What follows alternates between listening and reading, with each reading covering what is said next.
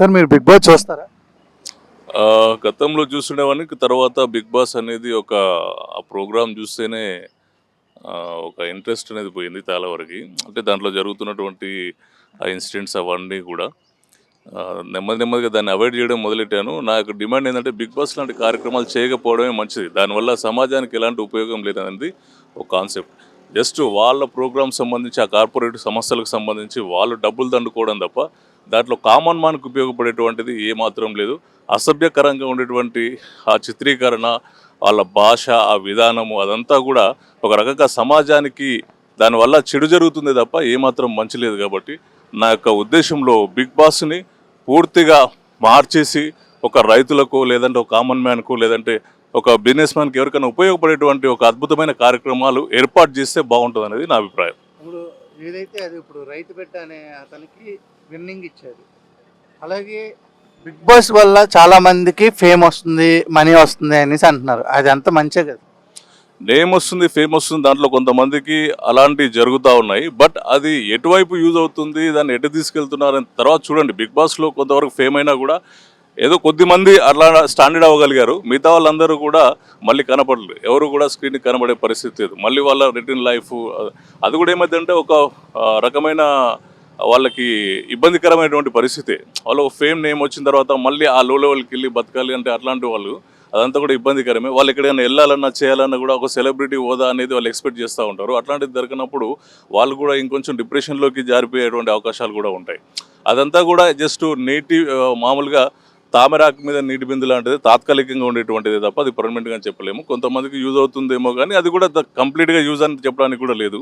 దాంట్లో కూడా ఇబ్బంది పడుతూ ఉన్నారు. దానివల్ల మ్యాక్సిమం ఎవరికి పెద్దగా ఉపయోగం లేనటువంటి కార్యక్రమం అది. చాలా వరకు పేరెంట్స్ కానీ ఎవరు అంటే ఒక ఫ్యామిలీతో కూర్చునేటట్టుగా ప్రోగ్రామ్ ఉండాలి. బట్ ఈ ప్రోగ్రామ్ చూస్తే ఇంట్లో ఉన్నటువంటి పిల్లలు, పేరెంట్స్ కూర్చొని చూసేటువంటి ప్రోగ్రామ్ లాగా లేదు. దాంట్లో ఉన్నటువంటి ఆ భాష కానీ, తర్వాత ఆ స్క్రీన్ వాళ్ళు చూపించేటువంటి అంతా కూడా ఇప్పుడు సమాజాన్ని ఒక రకంగా ఒక చెడుతో పట్టించి ఇప్పటికే చాలా దరిద్రాలు తయారైనాయి. దాంట్లో ఇది కొత్తది యాడ్ అవుతుందనేటువంటి ఆలోచన అందరిలో ఉంది. కాబట్టి అలాంటిది దానికి భిన్నంగా ఒక మంచి ప్రోగ్రామ్ డిజైన్ చేసుకుంటే బెటర్ అనేది మా ఆలోచన ఉంది. ఇంకోటి కామన్ మ్యాన్కి అవకాశం ఇస్తామంటున్నారు. కానీ కామన్ మ్యాన్కి అవకాశం ఇచ్చి ఏం చేస్తారు? దాంట్లో ఇప్పుడు డిఫరెంట్ సెక్టర్ నుంచి తీసుకుంటున్నారు. గ్లామర్ ఫీల్డ్ నుంచి తీసుకుంటా ఉన్నారు. తర్వాత మీడియా రిలేటెడ్ ఫీల్డ్స్ కానీ ఇట్లాంటివి తీసుకుంటా ఉన్నారు. ఒక కామన్ మ్యాన్ తీసుకెళ్తే ఏం నేర్చుకోవాలి? వీళ్ళు ఏం నేర్చుకోవాలి ఆ ప్రోగ్రామ్ని చూసాను? అంటే కొన్ని రోజులు ఫోన్ లేకుండా, ఎవరితో సంబంధం లేకుండా ఉంటారు కదా, అంటే వాళ్ళు కూడా నేర్చుకుంటారు కదా ఎలా ఉండాలి ఏంటి, వాళ్ళు సెలబ్రిటీ అవుతారు. ద బెస్ట్ నేర్పిస్తే నేర్చుకోవడంలో మంచి, అది ఎవరైనా కూడా యాక్సెప్ట్ చేయొచ్చు. బట్ అక్కడ పెద్ద సబ్జెక్ట్ ఏం లేదు దాంట్లో చూపించడానికి, గొప్పగా ఏదో చేయడానికి. ఏదో ఎంటర్టైన్మెంట్ ఫన్నీగా దాన్ని తయారు చేశారు ఆ ప్రోగ్రామ్ని. దాంట్లో కూడా కొంచెం వల్గారిటీ ఎక్కువైపోయింది. వాళ్ళు మాట్లాడే మాటలు తీరు కానీ, చూపించే స్క్రీన్స్ అంతా కూడా. కాబట్టి దానివల్ల గొప్పగా ఏదో స్ఫూర్తిగా తీసుకొని పబ్లిక్లో ఏదో మార్పు వచ్చి చూసే విద్యార్థుల్లో కానీ వీళ్ళలో కానీ ఏదో గొప్పగా మార్పు వస్తుందని అయితే ఎక్స్పెక్ట్ చేయడానికి లేదు. ఎందుకంటే దేశభక్తిని పెంపొందించేటువంటి కార్యక్రమం కాదు, లేదంటే సమాజానికి ఉపయోగపడే కార్యక్రమం. అది ప్యూర్లీ కమర్షియల్ ప్రోగ్రాము. ఏదైతే కార్యక్రమం నిర్వహిస్తున్నారో వాళ్ళకి డబ్బులు దండుకోవడానికి చేసేటువంటి ఒక కార్యక్రమే తప్ప దానివల్ల ఎవరికీ ప్రయోజనం లేదు.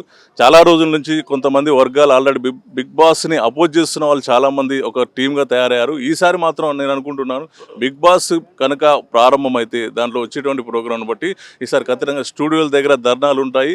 దాన్ని పూర్తి స్థాయిలో దాన్ని అపోజ్ చేసే విధంగా ఒక ఉన్నతంగా దాన్ని ఒక ధర్నాలు, ర్యాలీలు చేసి దాన్ని పూర్తిగా అడ్డుకునే ప్రయత్నం అయితే ఖచ్చితంగా జరగడానికి, బిగ్ బాస్ వ్యతిరేక కార్యక్రమాలు జరగడానికి ఈసారి అయితే ఖచ్చితంగా అవకాశం ఉంది.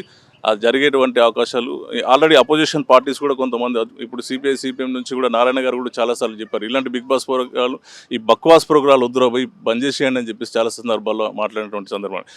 లెఫ్ట్ పార్టీలు దాదాపుగా దాన్ని ఒప్పుకోవట్లేదు. అయితే చాలా వరకు కొంతమంది కూడా దీన్ని స్టూడెంట్స్లో కూడా అలాంటి అవేర్నెస్ ఉంది. స్టూడెంట్లు కూడా అలాంటి ఆలోచనలు వస్తూ ఉన్నాయి. దీనివల్ల ఉపయోగం లేదు కాబట్టి దాన్ని పెట్టడం వల్ల ఎవరికి ప్రయోజనం? కాబట్టి అలాంటివి కాకుండా పనికొచ్చే ప్రోగ్రామ్స్ చేస్తే బెటర్ అనేది ఆలోచన. మీరు చూసినప్పుడు మీకు నచ్చిన సీజన్ ఏంటి సార్? హోస్ట్ ఎవరు? బిగినింగ్లో చూశాను. తర్వాత ఇంకా ఆ ప్రోగ్రామ్ చూసిన తర్వాత ఇక అంత నాకు ఇది అనిపించలేదు. ఇప్పుడు కత్తి మహేష్ తర్వాత వీళ్ళందరూ ఉన్న ఆ టైంలో నేను ఆ ప్రోగ్రామ్స్ ఆ టైంలో చూసాం. కానీ దాంట్లో పెద్దగా చెప్పుకోదగ్గట్టుగా ఏం అనిపించలేదు. కాబట్టి అప్పటి నుంచి నేను కూడా దాన్ని చూడడం మానేసా ఒక రకంగా. దానివల్ల అది ఎవరికి ఇంట్లో టీవీ పెట్టి కూర్చొని పిల్లలు అందరం చూస్తామంటే చూడడానికి అవకాశం లేనటువంటి ప్రోగ్రామ్ అది. కాబట్టి ఇది చూడకపోవడమే మంచిది, దానివల్ల ఎవరికేం ఉపయోగం లేదని ఉద్దేశిస్తూ మానేశాను. Okay sir, thank you. Thank you.